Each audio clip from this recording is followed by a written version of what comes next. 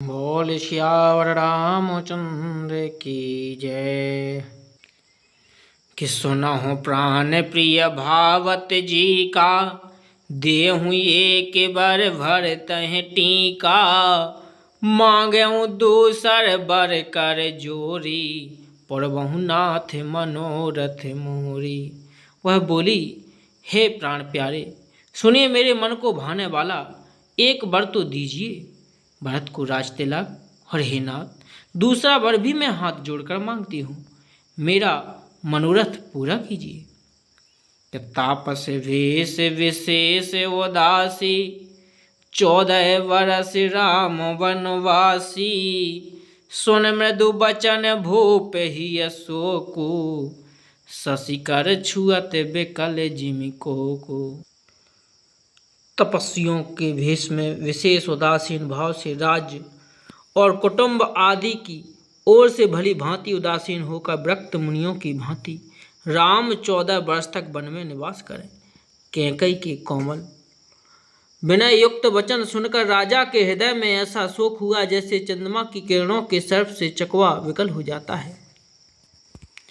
कि गयाऊं सहम नहीं कछु कहीं आवा, जनु सचान बन झपटेऊं लावा। बिबरन भयाऊं निपट नर पालू, दाम नेहनहु मनहु तरु तालु। राजा सहम गए, उनसे कुछ कहते ना बना, मानो बाज वन में बटेर पर झपटा हो। राजा का रंग बिल्कुल उड़ गया, मानो ताड़ के पेड़ को बिजली ने मारा हो। जैसे ताड़ के पेड़ पर बिजली गिरने से वह झुलस कर बदरंगा हो जाता है, वही हाल राजा का हुआ। माथे हाथ मूंद दो लोचन, तनुधर सोच लगा जन्मो सोचन।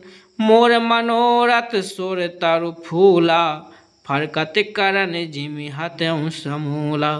माथे पर हाथ रखकर दोनों नेत्र बंद करके राजा ऐसे सोच करने लगे, मानो साक्षात सोच ही शरीर धारण कर सोच रहा हो। वे सोचते हैं, हाय मेरा मनोरथ रूपी कल्प वृक्ष फूल चुका था, परंतु फलते समय कैकई ने हाथनी की तरह उसे जमीन जड़ समेत उखाड़ कर नष्ट कर डाला। के अवध उजार कीन कैकई, दीनसिया चल बेपति के ने। कैकई ने अयोध्या को उजाड़ कर दिया और विपत्ति की अचल सुदृढ़ नींव डाल दी। कवन अवसर का भयऊं, गयऊं नारि विश्वास। जोग सिद्ध फल समय जिमि, जतहि अवेद्यनाश। किस अवसर पर क्या हो गया, स्त्री का विश्वास करके मैं वैसे ही मारा गया जैसे योगी के सिद्धि रूपी फल मिलने के समय योगी को अविद्या नष्ट कर देती है। यह विधि राव मन ही मन झांखा, देखी कुभाति कुमति मन पाखा।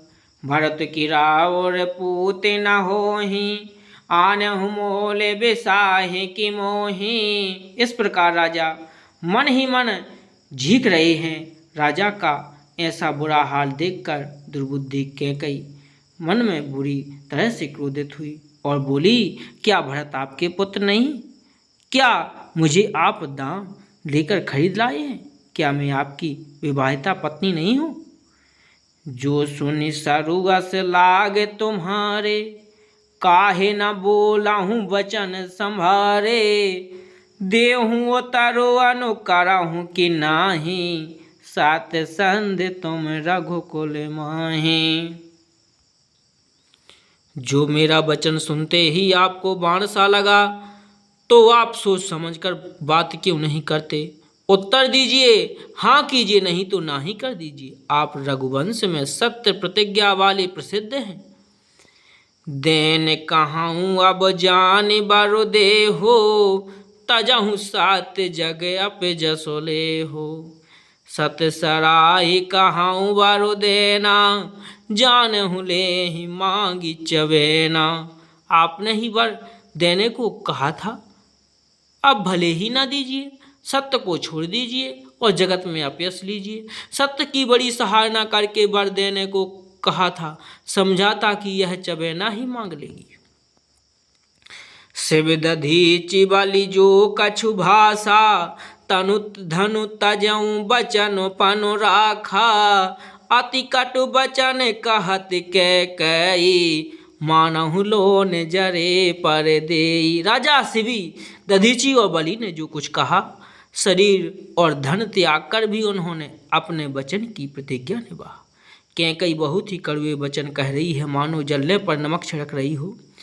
धर्म धुरंधर धीर धरे, नयन उघारे राय। सिर धुनलीन उसास असी, मार सिमोहि कुठाय।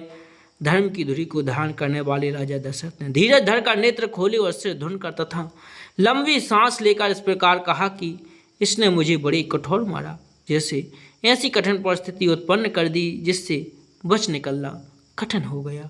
बोले श्याम रामचंद्र की जय।